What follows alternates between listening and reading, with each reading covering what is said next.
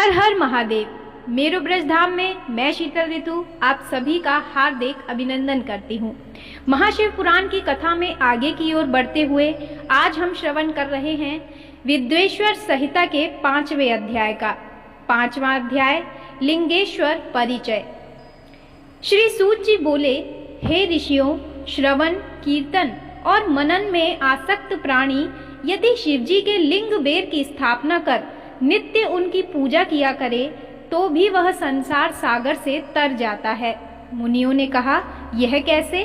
बेर मात्र में ही सब देवताओं की पूजा कैसे संभव हो सकती है और सर्वदा लिंगेश्वर के द्वारा शिवजी कैसे पूजे जा सकते हैं?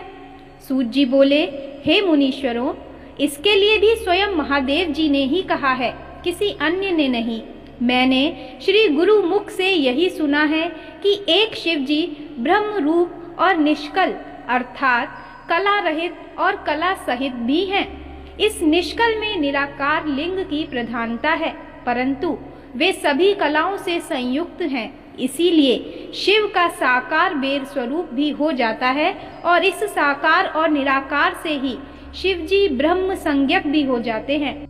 इसी से लोग उनके दोनों स्वरूपों की पूजा करते हैं। अन्य देवों में यह तत्व नहीं है। यही कारण है कि वे निष्कल लिंग रूप से पूजित नहीं होते। ब्रह्म पदवी तो केवल शंकर जी को ही प्राप्त है।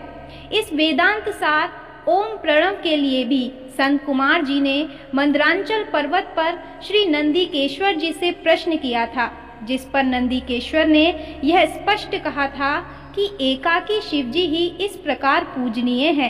कलापूर्ण भगवान शिव का बेर पूजन लोक सम्मत है और वेद ने जिसकी आज्ञा भी दी है।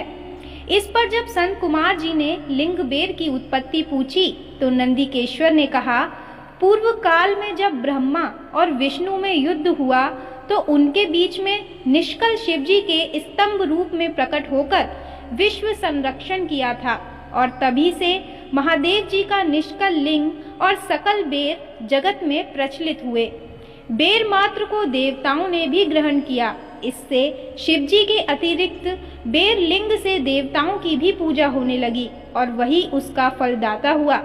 परंतु शिवजी के लिए लिंग और बेर दोनों ही पूजनीय हुए और जिनसे कल्याणमय भोग और मोक्ष दोनों ही प्राप्त होने लगे। इति श्री शिव महापुराण विद्वेश्वर संहिता का 5वां अध्याय समाप्त। ओम नमः शिवाय। हर हर महादेव।